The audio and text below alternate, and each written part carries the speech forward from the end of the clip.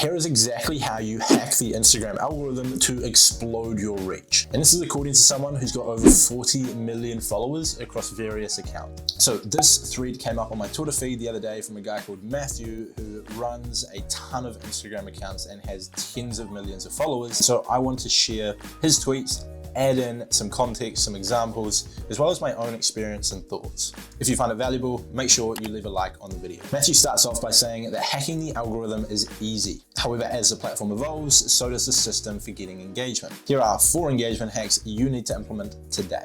Now, the first tip that he drops is to use more text in your content, regardless of whether it's stories, feed posts, reels, carousels, etc. The reasoning behind this is by adding text, you're going to increase the amount of time that people spend on your content. If you just post a photo, someone can view that photo, enjoy that photo, like it, and move on in 2 seconds. However, if you add the story behind the photo, you add a little bit more context to what the photo is about, all of a sudden, someone might spend 5 or 10 or 15 seconds reading through what you've said, which all of a sudden takes your retention time from 2 seconds to 10 or 15, which is 5 to 7.5 times more time spent on your photo, which instantly will boost the amount of reach that Instagram will give you. So I agree with this tip, and I think it can be relevant, like he says, for any format of content. If you're doing this with photos, add more context of what you're doing. If you're creating an educational reel, my advice would be to keep the reel itself short, sharp, and to the point, and then in the caption, you expand upon your points. So you might create a reel of the 3 best tools that you need to grow on TikTok. And then you give away those 3 in the reel, and it might last for 5 or 6 seconds. And then in the caption, you go on to explain what each tool does, how it helps, and how to go about getting it for free. Then instantly someone watches your reel once and then they go and spend 30, 40 seconds reading the caption. That will explode the reach of your content. Matthew also adds that you can do this on your stories as well, which is totally relevant again. I've noticed that anytime you put text on your stories that entices people to reply to it, that engagement will push your content out to so many more people. I recently posted a story on my personal account, which is @JoshRyan, about getting verified on YouTube. I simply added "finally verified" so people knew what I was posting the story about. I got like 50, 60, 70 replies to the message, and all of a sudden that story got 3 times as many views as normal. So this stuff works. Now, the second one is one that I don't agree with quite as much. Now, point number 2 that Matthew makes is no single image posts. You want to use carousels or reels only. To quote his tweet, he says you want to use carousels or tweets only. Single images leave engagement on the table. Carousels and videos or reels both contribute to higher engagement. Why carousels? Because if someone doesn't engage with your post, another slide will show up each time they refresh their feed. Your post will keep showing up in their feed until they engage or until they get through the whole thing. Why reels? Instagram is taking a bet that if they boost content posted on reels, they can compete with TikTok. For creators, that means your content is more likely to hit the explore page just by playing their game. Now, I agree with this to a certain extent, but I think there's a little bit more nuance to it and depends a little bit on your niche and strategy. Because whilst it is easier to catch and maintain attention using these 2 formats of content, it doesn't mean that single images are dead. We have still seen results with some of our accounts by using single images. For example, a lot of people will post a tweet where they say something funny and people share it, and it gets seen by millions and millions of people because it's a relatable tweet. Another example can be infographics that explain something. Maybe it's educating people on how to do something or educating people on an issue.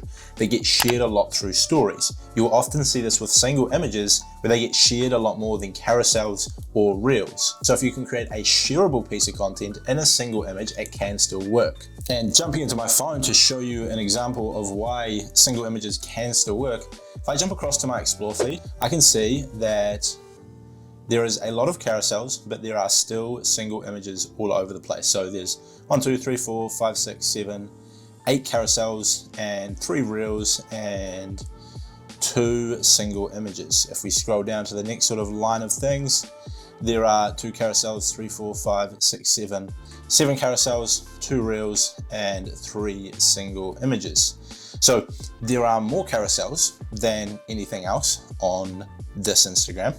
However, there are still a lot of single images in there. So whilst carousels are easier, they are not the only option. And jumping back into my phone, if we go across to my insights, bear in mind this is a new account, so there's not a lot of data on it. But if we look at the content that we have shared, and we go for the content with the most reach in the last year, it is actually a single image post where we reached 1,900 non-followers, 1,600 was from Explore, Home. So single images can still work. It is definitely easier to create engaging content with a carousel or with a reel, but you can still work with any format. But bear in mind that if you are creating single image content, you really want to be posting something that is shareable. Now, the third tip is to use Instagram sounds. Matthew says that when posting content as reels or stories, you have the option to add songs from Instagram's library. Use it. They want more people using this feature, so they're ranking posts that do higher. Goes without saying that if you're using more of Instagram's features, you will get more reach. Use their sounds, use their stickers, add locations, add hashtags.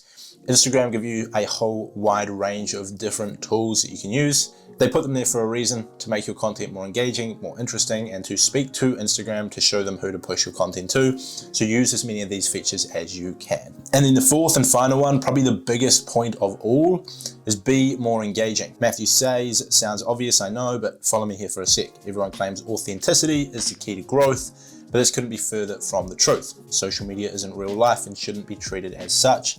Be entertaining or die. This is what the algorithm tells us, so you're pretty much better off inflating your persona and telling a good story. Push the boundaries of your content and you will be rewarded. It's not enough to just make content anymore. If you want to grow, you have to be calculated. Anytime a social media platform drops a new feature, it'll probably come across with an algorithm boost. It's on you to seize the opportunity. Now, this is something that I've been saying for a long time on my channel.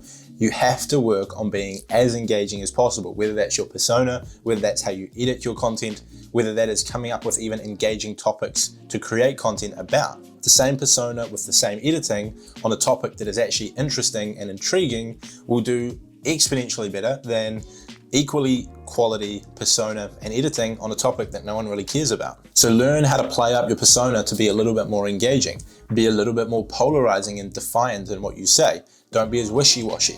You can see this in different people who go viral on social media. Usually is because they have a very strong stance on this. Whether that be feminists making massive claims, or whether that be Andrew Tate on the other spectrum of things making equally crazy claims, they go viral because they're set in their ways and they speak to their audience. You can see this on every spectrum of social media. You've got the people on one side and the people on the other side. Both of them build a massive audience by being extremely polarizing and playing up their persona.